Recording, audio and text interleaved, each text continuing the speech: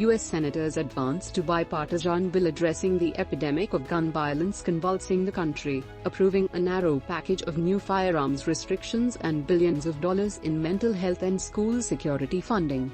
The reforms, which are almost certain to be rubber-stamped by the House of Representatives on Friday, fall short of the demands of gun safety advocates and President Joe Biden, but have been hailed as a life-saving breakthrough after almost 30 years of inaction by Congress. This bipartisan legislation will help protect Americans, Biden said in a statement shortly after the Senate vote.